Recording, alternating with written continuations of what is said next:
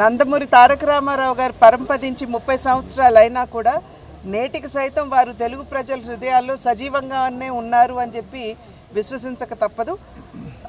తెలుగు చలనచిత్ర రంగంలో అన్నితర సాధ్యమైనటువంటి పాత్రలను పోషించి నాయకుడిగానే కాకుండా ప్రతినాయకుడిగా సైతం ప్రజల మన్నలను మరియు వారి ఆశీర్వాదాలు పొందినటువంటి తెలుగు కళామ తల్లి ముద్దుబిడ్డ.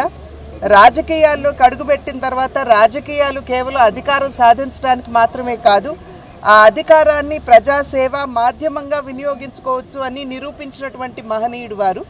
వారి సంకల్ప బలం ఎంత గట్టిదంటే ఆనాడు వారు ప్రవేశపెట్టినటువంటి అనేక సంక్షేమ కార్యక్రమాలు ఏవైతే ఉన్నాయో, 2 రూపాయల కిలో బియ్యం కావచ్చు, పక్కా గృహ నిర్మాణం కావచ్చు, అదేవిధంగా మాండలిక వ్యవస్థ కావచ్చు, మహిళలకి ఆస్తిలో సగం హక్కు కావచ్చు, అదేవిధంగా వారిని విద్యాధికుల్ని చేయడానికి మొట్టమొదటి విశ్వవిద్యాలయాన్ని స్థాపించడం కావచ్చు, రైతులకి 50 రూపాయలకే హార్స్ పవర్ విద్యుత్ అందించడం కావచ్చు, ఇవన్నీ కూడా వారు గట్టిగా సంకల్పించి రాష్ట్రంలో ఉన్నటువంటి బడుగు బలహీన వర్గాల వారికి, పేదవారికి, రైతులకి, మహిళలకి న్యాయం చేయాలి అనేటువంటి సంకల్పంతో ఈ కార్యక్రమాలన్నీ కూడా వారు ఆనాడు ప్రవేశపెట్టడం జరిగింది.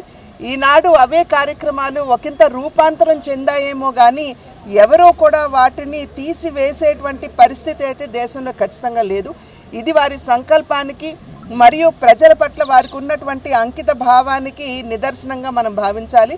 ఆ మహనీయుడు మన మధ్య భౌతికంగా లేకపోయినా ఎల్లప్పటికీ కూడా వారి ఆశీర్వాదాలు మన వెంటే ఉంటాయని చెప్పి నేను విశ్వసిస్తున్నాను. జోహార్ ఎన్టీఆర్!